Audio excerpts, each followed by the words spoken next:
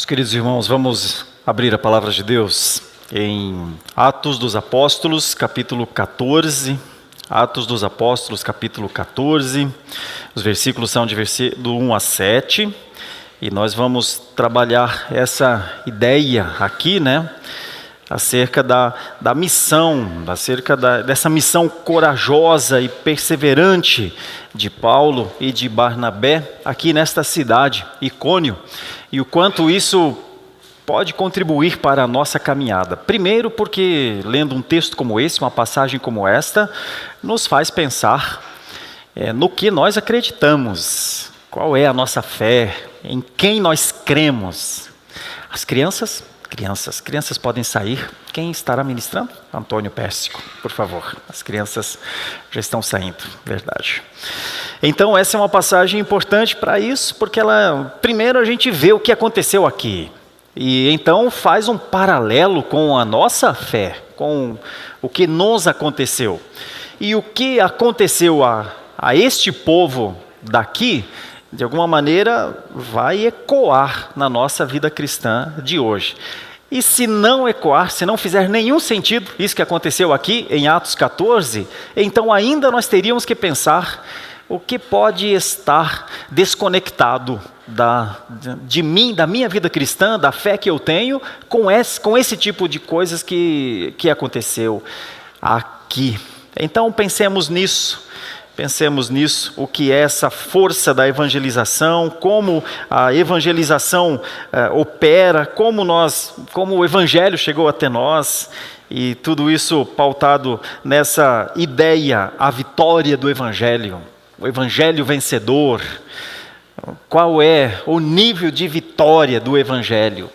Que evangelho vencedor é esse que chegou até nós nos dias atuais? Então está escrito assim, eu lerei aqui. Em Icônio, estou aqui usando esta versão Nova Almeida atualizada. Talvez alguém entre os irmãos tenha a Bíblia em outra versão. Nós estamos adotando essa versão aqui. No centenário, fizemos uma Bíblia comemorativa. E esta é a versão adotada, tá bom? Fazendo a defesa aqui da importância de versões serem boas versões. E a Nova Almeida atualizada é uma boa versão para a gente trabalhar a Bíblia. Então, estou nessa versão. Está escrito assim: em Icônio, Paulo e Barnabé entraram juntos na sinagoga judaica e falaram de tal modo que veio a crer grande multidão, tanto de judeus como de gregos. Mas os judeus que não tinham crido incitaram e irritaram os ânimos dos gentios contra os irmãos. Entretanto, Paulo e Barnabé ficaram bastante tempo em Icônio, falando ousadamente no Senhor, o qual confirmava a palavra da sua graça, concedendo que, por mão deles, se fizessem sinais e prodígios. Mas o povo da cidade se dividiu. Uns eram pelos judeus, outros pelos apóstolos. Então surgiu um movimento entre os judeus e os gentios, com o apoio das suas autoridades, para os maltratar e apedrejar. Quando Paulo e Barnabé souberam disso, fugiram para Listra e Derbe, cidades da Licaônia, e para as regiões vizinhas, onde anunciaram o Evangelho. Oremos mais uma vez, precisamos do Espírito de Deus para entender a sua palavra. Senhor, nós oramos assim, pedindo que o Senhor nos oriente pelo Teu Santo Espírito, para que possamos entender o que esse texto quer dizer e aplicá-lo às nossas vidas, motivo pelo qual chegamos para Te adorar nessa noite, também para ouvir a Tua palavra. Ministra-nos por misericórdia, Te pedimos em nome de Jesus. Amém. Muito bem. Meu irmão, você tem ideia de quantos cristãos nós somos no mundo? Mais ou menos, por alto assim? Quantos cristãos seríamos no mundo hoje? Faço uso aqui do ChatGPT, e ele diz: estima-se que haja aproximadamente 2,4 bilhões de cristãos no mundo, representando cerca de 31% da população mundial. Será? Está alto esse número, não está, gente? Não é possível. O mundo não estaria do jeito que está se tivesse 1/3 de cristãos no mundo, estaria? Tem alguma coisa errada. Ou com os números, ou com os cristãos.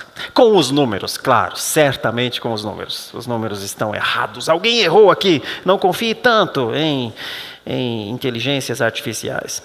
Mas eu vi uma outra coisa aqui. Aí eu perguntei, e cristãos protestantes no mundo? Aí dá um outro número.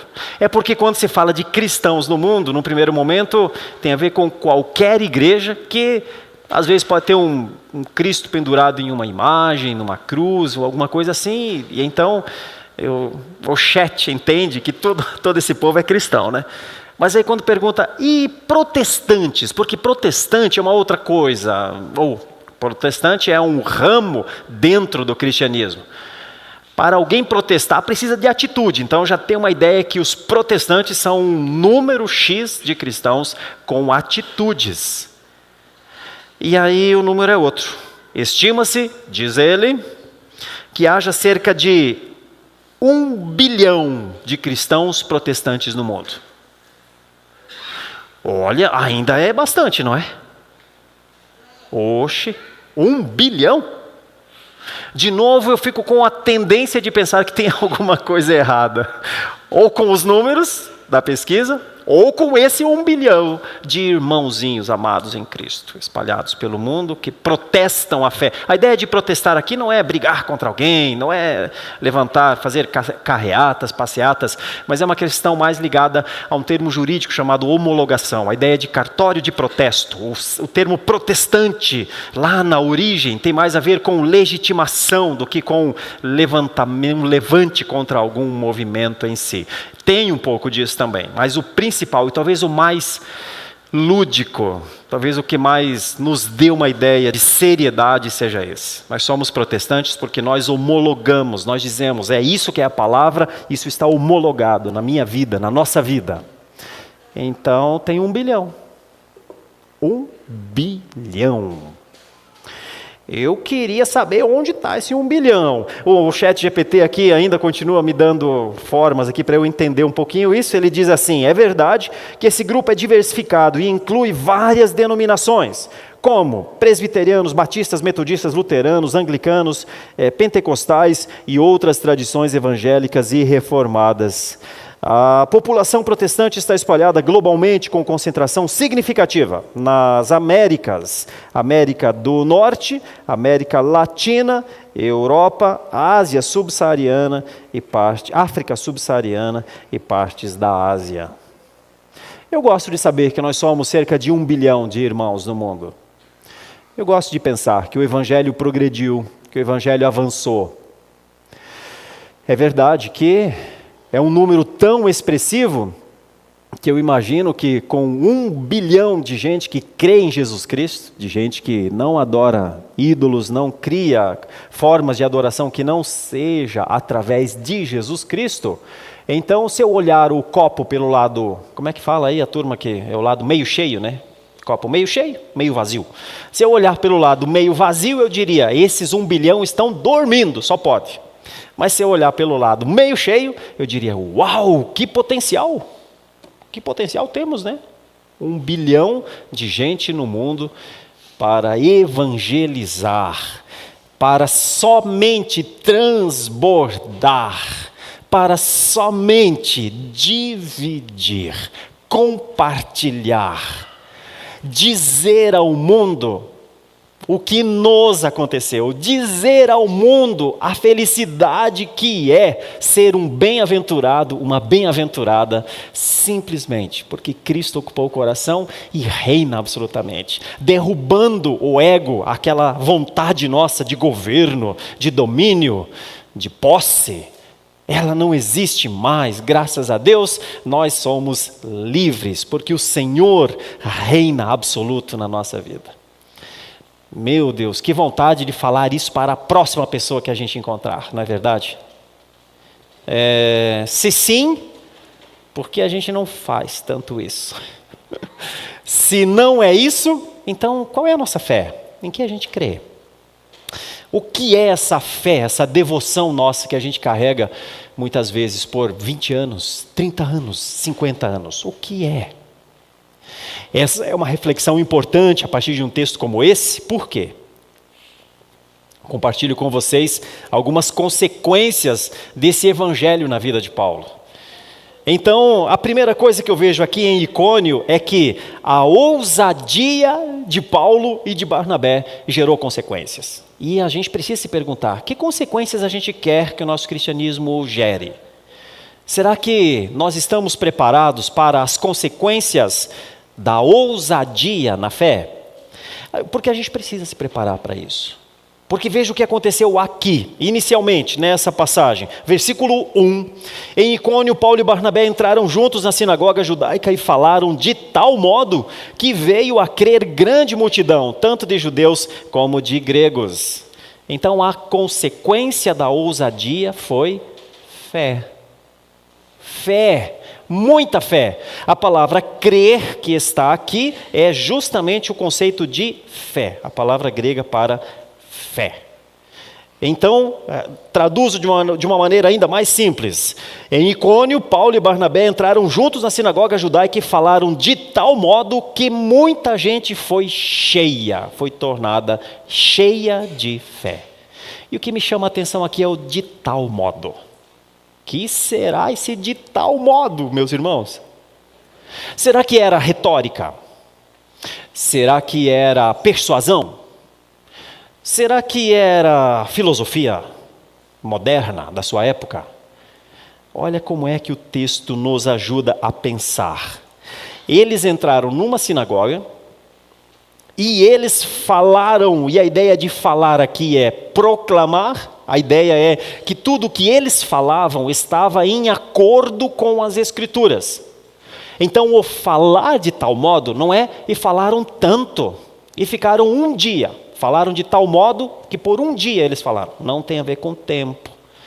Tem a ver com fidelidade. Eles falaram tão subservientes, tão comprometidos. Eles falaram a ponto de não comprometerem o evangelho, de não comprometerem a obra de Cristo. Eles falaram de tal maneira acerca da obra da redenção, que então uma multidão creu.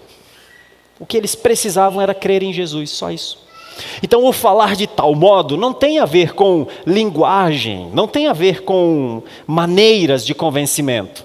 O falar de tal modo era o quanto eles eram comprometidos com a fé que eles tiveram primeiramente. Lembrem, isso é a primeira viagem missionária, aqui é Paulo e Barnabé, e eles já haviam passado por alguns lugares, eles já haviam passado por Chipre, onde já haviam visto conversões. Eles já tinham andado lá por Antioquia também, e agora eles estão em Icônio.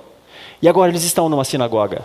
E agora eles estão vivendo o cristianismo de tal modo que muita gente veio a ter fé do lado deles. Isso é uma implicação muito interessante. A ousadia de como eles falaram gerou uma consequência que os agradou, sinceramente, muito.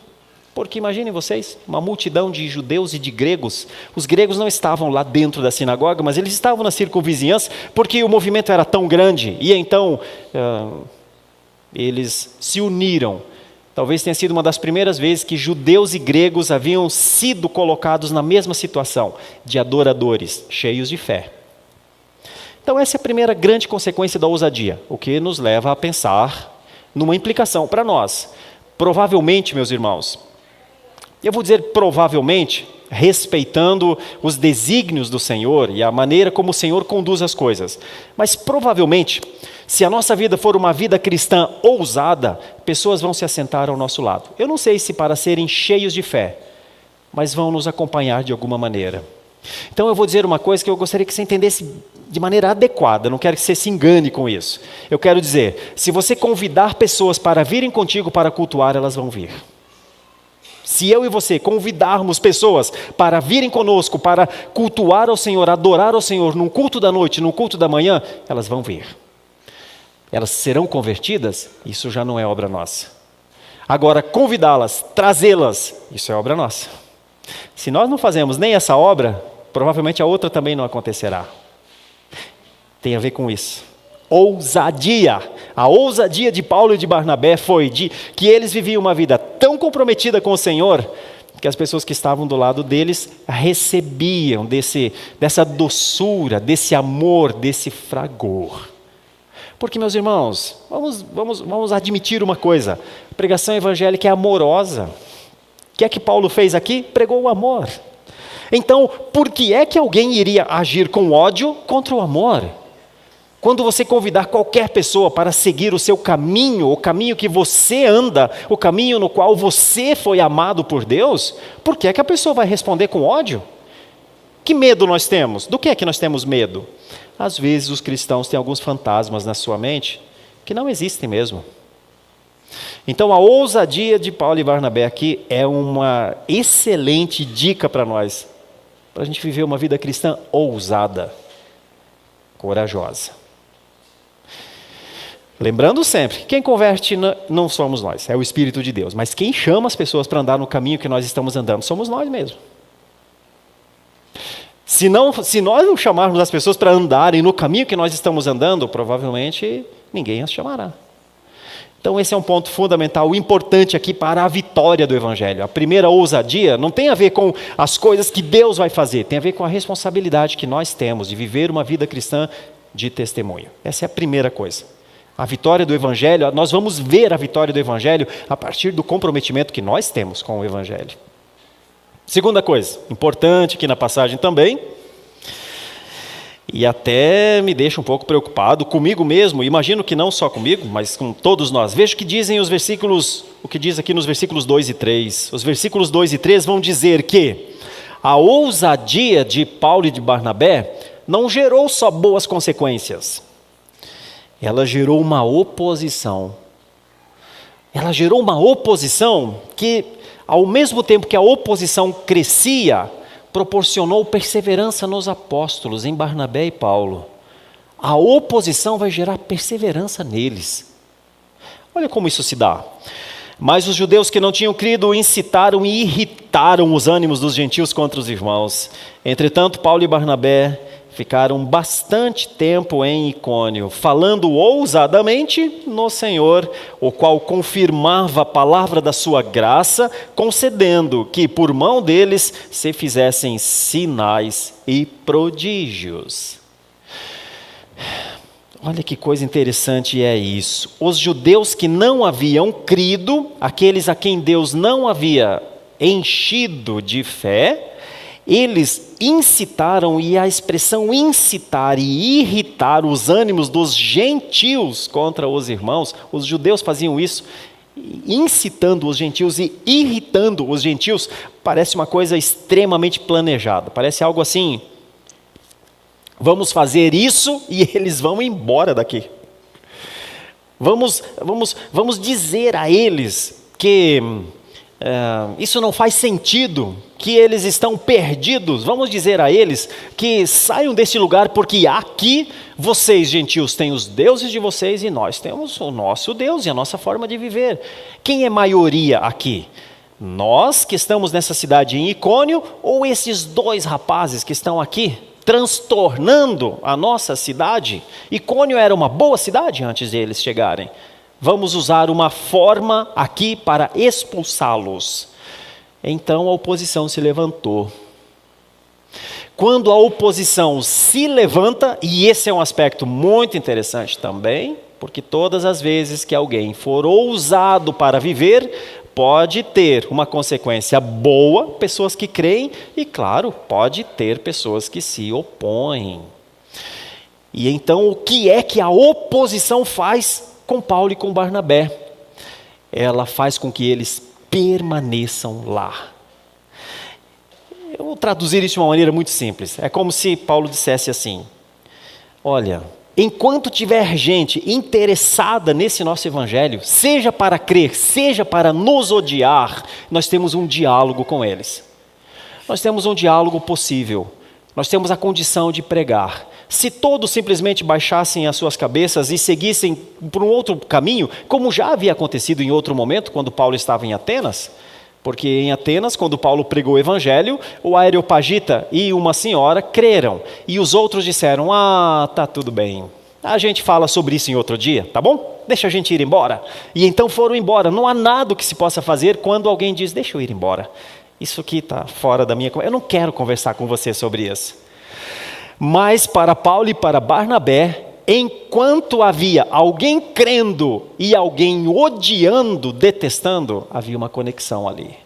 Havia a possibilidade de dizer aos que estavam tomados de ódio, por que você está respondendo com desamor àquele que tanto amou? Percebe? Isso também tem uma implicação para nós nos nossos dias. Muitas vezes nós achamos que quando alguém está raivoso com a nossa prática, quando alguém está nos perseguindo, nos acusando, nos atacando, criando formas para nos diminuir enquanto cristãos, nós achamos que esse é o motivo para talvez não falar mais com a pessoa, mas é possível que ainda enquanto existir isso, há diálogo possível para levar amor onde há ódio. O evangelho produz só amor? Não. A prova disso é que o evangelho produziu ódio também. Enquanto o evangelho era pregado, pessoas foram sendo tomadas, incitadas e irritadas pelos judeus, mas eles estavam todos, de alguma maneira, unidos contra Paulo. Olha, isso é tão sério que vai terminar, essa fase de Paulo aqui vai terminar nessa passagem com apedrejamento, ou com tentativa de apedrejamento. Isso vai nos levar a uma outra ideia também, sobre evangelização, sobre a vitória do evangelho. Então a primeira coisa que eu trago aqui no versículo 1 é, ousadia gera consequências, meus irmãos. Sem ousadia, acho que não gera nada. Acho que cristãos que não são ousados não vão produzir nada. Ou vão produzir muito pouco. Mas cristãos ousados produzem consequências. Às vezes muito boas e às vezes muito ruins. Quando a consequência é muito boa, nós nos alegramos porque alguém está crendo ali, alguém está salvo ali. Quando a consequência é ruim, é mais um motivo para que nós oremos. Aliás, Deus nos ensina inclusive a orar até pelos inimigos. Olha, essa é uma boa linha na evangelização. Orar por aqueles que disseram não. Orar por aqueles que disseram, não fale mais comigo. Orar por aqueles que disseram, essa é a tua fé, não é a minha. Eu tenho a da minha mãe, da minha avó, do meu pai, eu não quero saber disso. Orar por aqueles que em algum momento antagonizam com Jesus. Isso são consequências. Esta oposição aqui não gerou desistência em Paulo e Barnabé, gerou perseverança. Tem mais uma outra coisa aqui nessa passagem, que vai piorar, claro, vocês já têm visto aqui na passagem, os versículos 4 a 6 vão mostrar que uma divisão vai acontecer, e essa divisão vai gerar uma conspiração. Estava tudo tão bem, pregando o evangelho de tal maneira que tantos creram. De repente alguém incita, irrita, de repente uma oposiçãozinha ali. Vamos embora? Não. Vamos permanecer pela causa de Cristo. Mas o que vai acontecer depois? Olha o que foi acontecendo. Versículo 4 para frente. Mas o povo da cidade se dividiu. Uns eram pelos judeus, outros pelos apóstolos. Então surgiu um movimento entre os gentios e os judeus com o apoio das suas autoridades para os maltratar e apedrejar. Agora já não era não era uma oposição só. Agora era uma conspiração que já tinha até um método. O método era esse daqui: maltratar e apedrejar. Na versão anterior o termo era ultrajar. Sabe o que é um ultraje? É quando eles começaram a ouvir insolências ofensivas. É quando eles passaram a ser acusados e xingados. Andando na rua, xingado. Atravessando a outra rua, outro xingamento. Mas não era só o xingamento, porque alguém poderia falar, mas eles podem fazer ouvidos moucos, eles podem fazer que isso não é com eles. Peguemos em pedras. E o apedrejamento é considerado aqui uma justiça própria. O apedrejamento ele estava dentro de uma forma de repressão também, mas neste caso aqui era pessoal mesmo. Já pensou? Então aqui estão esses nossos dois irmãos agora, lidando com a divisão causada pelo Evangelho, tendo de discernir em lidar com a oposição e com o perigo agora. Talvez eles não imaginassem que Icônio fosse essa cidade tão difícil, né? Quando alguém vai para o Evangelho, sempre pensa o melhor. Quando alguém vai fazer missões, sempre pensa na conversão das almas. Mas e quando as almas não só não se convertem, como se levantam de maneira conspiratória? Meus irmãos, este é um dos motivos que muitos cristãos só vão até uma parte, só vão até um momento, só vão até um nível na evangelização, enquanto está tudo bem. Quando está tudo mal, uma das primeiras coisas é temer pela vida. Quando as coisas vão mal, a primeira coisa é como é que eu me preservo? Como é que eu preservo minha casa? Como é que eu preservo minha família? E então, muitas vezes, o Evangelho não progride, porque a falta da ousadia e da coragem ocupam a mente do cristão. Irmãos, deixa eu usar uma pequena digressão aqui para dizer uma coisa aqui para os irmãos. Irmãos, se nós somos 1 bilhão de cristãos protestantes no mundo, então nós seríamos ou deveríamos ser 1 bilhão de vozes ousadas e corajosas dizendo: existe um amor de Deus. Existe um amor de Deus incondicional na pessoa do seu Filho. Creia no amor de Deus. Entrega a tua vida a Cristo e viva no amor de Deus. Experimente o amor de Deus para que tenha vida. Irmãos, se nós não conseguimos, como 1 bilhão de pessoas, fazer isso, provavelmente é porque a gente teme demais a oposição. Provavelmente é porque a gente pensa que a nossa maneira de viver no mundo deve ser tão respeitosa que nós devemos deixar aqueles que não professam a fé em Jesus irem simplesmente para o inferno, porque é que nós vamos nos indispor com eles. Irmãos, se esse 1 bilhão de protestantes viver a fé de maneira simples, ninguém precisa fazer o impossível, só viver de maneira simples e usar as oportunidades para testemunhar de Jesus Cristo, nossas igrejas estariam cheias de tanta gente que não caberia. Mas elas não estão cheias. Elas não estão cheias na América do Norte. Elas não estão cheias na América do Sul, na América Latina, na Ásia, em tantos outros lugares do mundo. Elas não estão cheias. E sabem por quê? Porque até mesmo boa parte dos cristãos deixam suas cadeiras vazias nas igrejas. Então nós temos muito a aprender com passagens como esta, muito mesmo. Porque o cristianismo, ele é um movimento atuante. O cristianismo é a disposição para um testemunho de vida que lá no final vai redundar em honra e glória ao nome do nosso Deus. E a perda deste vigor, a perda desse foco, desse olhar para a glória, amarra os cristãos e os prende dentro dos seus limites. E então, quando um cristão perde a condição, a disposição para testemunhar ao mundo, em algum momento ele enfraquece na sua fé, e aquela cadeira que ele sentava lá na igreja, um dia vai ficar vazia. Isso tem uma implicação muito grande e muito séria. Se nós não tivermos uma vida de exercício de fé, quem garante que um dia a cadeira que hoje a gente senta não estará vazia? Porque é assim que funciona em nós. O nosso ânimo vem das grandes coisas que Deus tem feito, e nós vemos pelas Escrituras. As nossas formas de testemunhar têm a ver com a presença de Deus na nossa vida, com o nosso relacionamento de oração, de leitura da palavra, de testemunho. Esses são os valores do reino. Os valores do reino são a oração, a leitura da palavra, o testemunho fidedigno ao mundo. Esses são os valores, essa é a riqueza de um cristão. Quando um cristão abre mão dessa riqueza, ele vai se tornando tão pobre e tão enfraquecido, que chega um dia que ele se pergunta: será que não é melhor ficar em casa hoje? Se eu tenho ido tanto, por que eu tenho de ir mais uma vez? Hoje não, hoje vou ficar. Depois ele fica a segunda vez, depois a terceira vez. Depois ele começa a ser infiel nos seus dízimos. Depois ele começa a pensar que pode ocupar a sua vida com outras coisas mais do que uma vida cristã.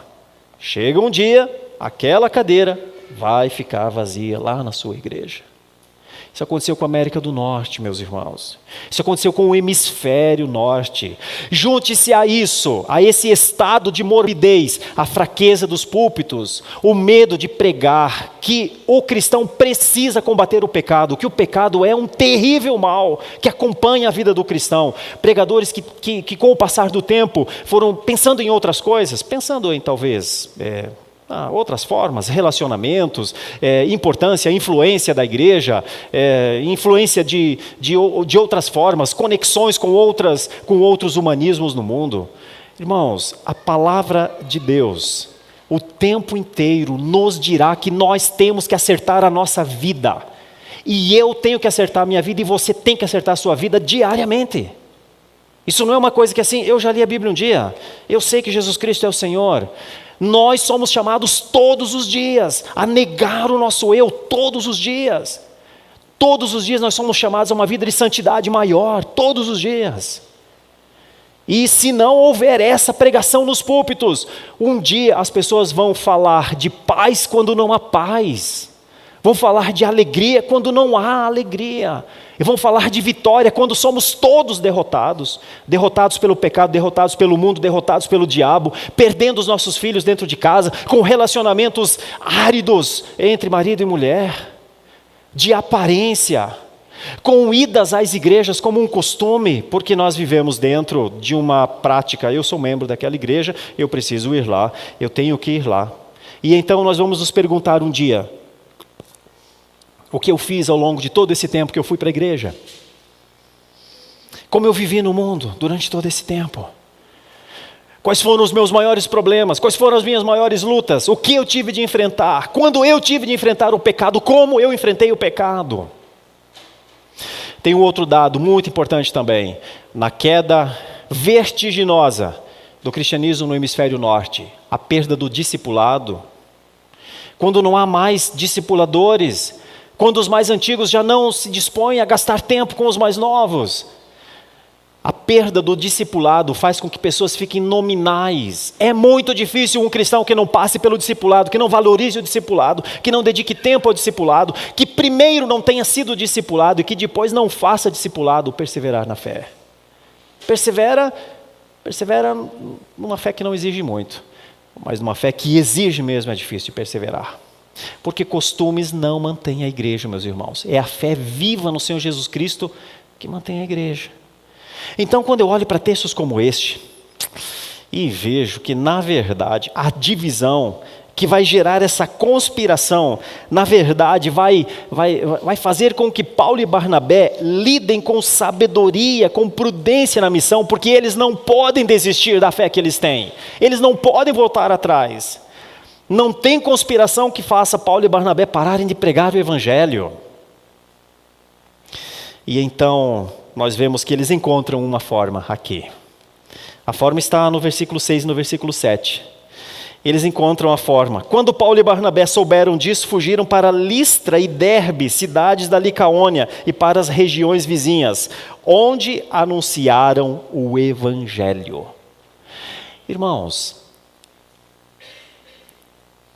a gente nunca sabe como é que um discipulado vai terminar, a gente nunca sabe como é que um projeto de evangelização vai terminar, a gente nunca sabe como é que uma caminhada cristã vai continuar com alguém que a gente conhece, que a gente tem disposição para levar essa pessoa aos pés de Jesus. Neste caso aqui, neste momento, Paulo e Barnabé perceberam uma coisa: o evangelho é maior que nós. O evangelho é maior que nós. Não é a nossa vida que nós salvamos aqui. É o evangelho. E a forma de eles fazerem isso, essas cidades eram muito próximas, Icônio, Derbe e Listra. E então eles, depois de deixarem os que muito creram, porque tem um aspecto interessante aqui.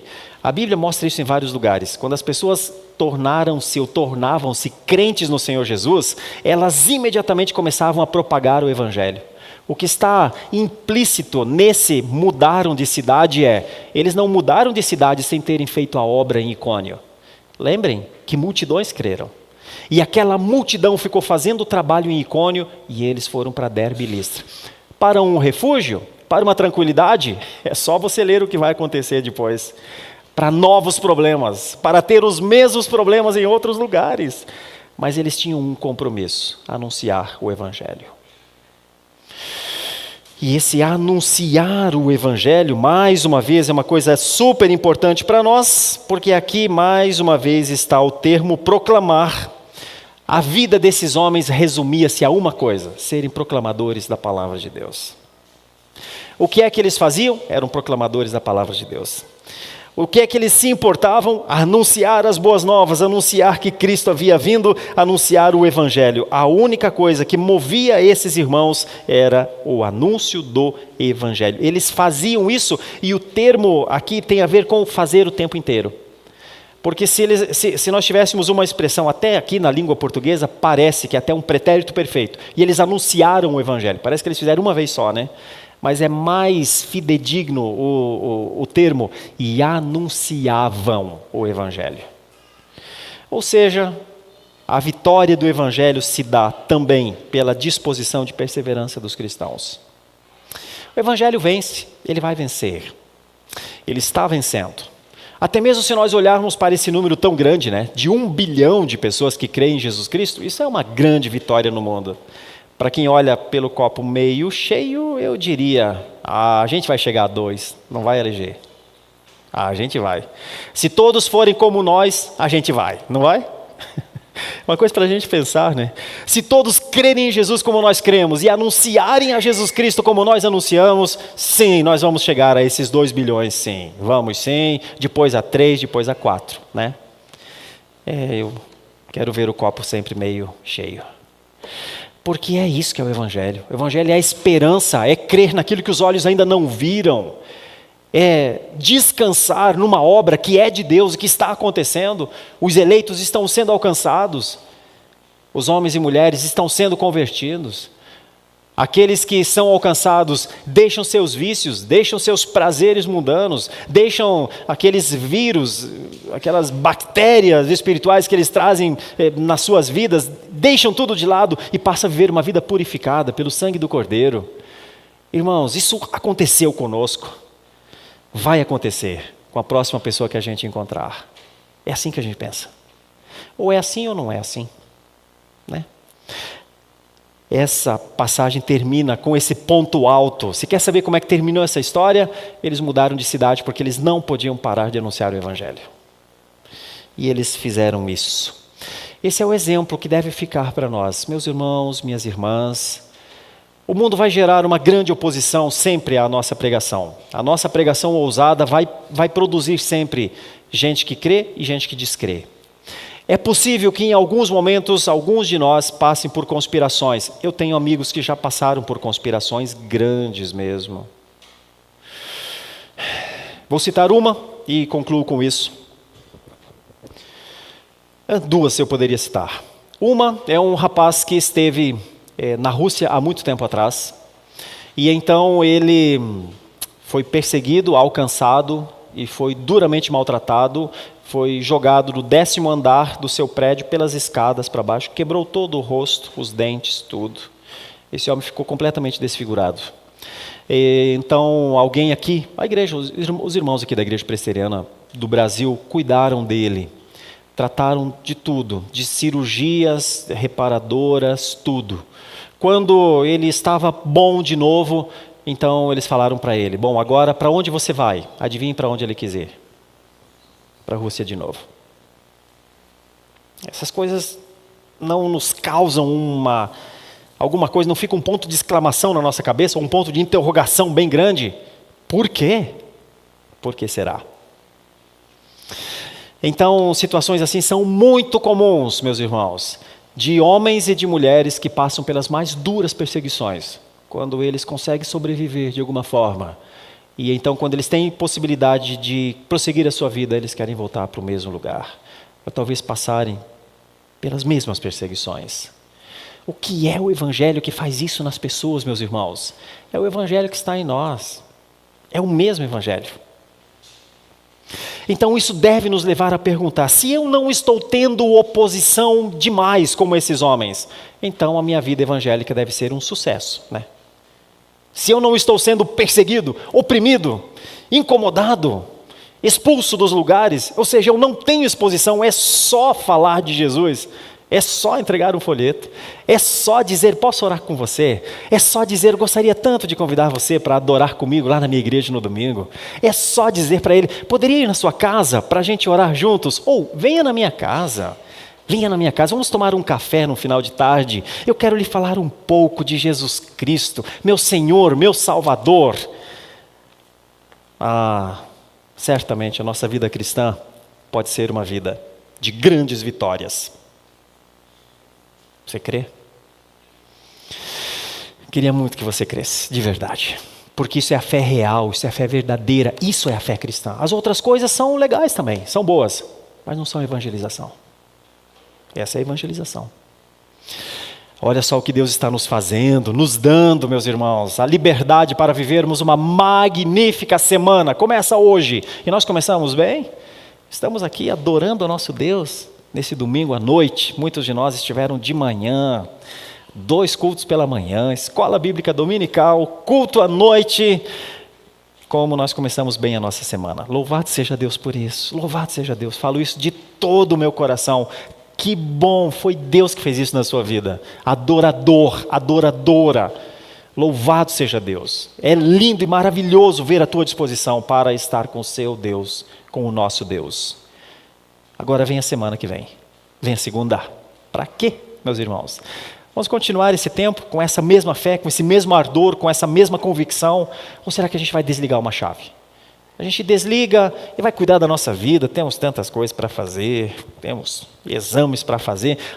Temos outra coisa melhor ainda, temos feriado. Temos feriado, olha que coisa boa. Dormir até tarde, descansar de todas as coisas. Irmãos, que boa oportunidade que é um feriado, talvez, para encontrar alguém, falar com alguém, aproveitar o tempo com alguém, né? Evangélicos de 1 bilhão de pessoas no mundo, avante, olhemos para frente, tenhamos coragem, unamo-nos uns aos outros, pegando um na mão do outro, vamos em frente. Quem são as pessoas que nós temos a condição de dizer, eu posso te apresentar a solução para a sua vida, a solução para a sua eternidade? Quem são essas pessoas, meus queridos irmãos? Porque deve ter alguém. Deve ter alguém para que o Evangelho vença. Essa é a vitória do Evangelho. É quando o Evangelho vence um pecador. Torna um inimigo um amigo de Deus. Faz desse amigo de Deus um filho de Deus. Através da instrumentalidade dos cristãos. Eu diria que isso é maravilhoso demais. Que nós deveríamos dizer, Senhor, me mostra o que eu não estou vendo. Me mostra o que eu posso fazer por alguém que eu ainda não vi. Não deixe que os anos da minha vida virem contra mim como flechas, que me mostrem ano a ano o quanto eu perdi de tempo para ver a vitória do Evangelho. Os cabelos vão branqueando, eu estou vendo. Branqueiam depressa demais. Às vezes mais depressa do que nós gostaríamos. As consequências também. Que Deus nos ajude, que a vitória do Evangelho não seja a nossa glória, mas seja a glória do unigênito do Pai. Mas esse Evangelho vai andar por você. O Evangelho, dizia Calvino, não é como a chuva que desce do céu e se espalha. Ele é levado pela mão e pelos pés dos homens e das mulheres ao mundo. Leva o Evangelho. Levemos o Evangelho. Ele vai vencer. Você precisa crer. Feche seus olhos, vamos orar ao nosso Deus. Santo e eterno Deus, grande, maravilhoso, poderoso é o Senhor, tão poderoso que eu nem consigo conceber a dimensão deste poder. Mas nós sabemos que o Senhor é o Todo-Poderoso de Israel. Esse é o teu Evangelho. Teu Evangelho continua a vencer. Nós temos ideia aqui que talvez 1 bilhão de pessoas têm nova vida. Quantos outros terão, Senhor? Quantos outros terão? Senhor, não nos deixes apenas ouvir notícias do que está acontecendo no mundo, mas torna-nos participantes dessas notícias. Permita-nos que nós sejamos os portadores dela. É a nossa oração, em nome de Jesus. Amém. Muito obrigado por nos acompanhar até o final deste vídeo. Para receber mais reflexões e ficar por dentro dos próximos conteúdos, te convidamos a seguir as nossas redes sociais que estão na descrição. Alguns vídeos aparecerão na tela, caso queira continuar nos assistindo. Abraço e até a próxima.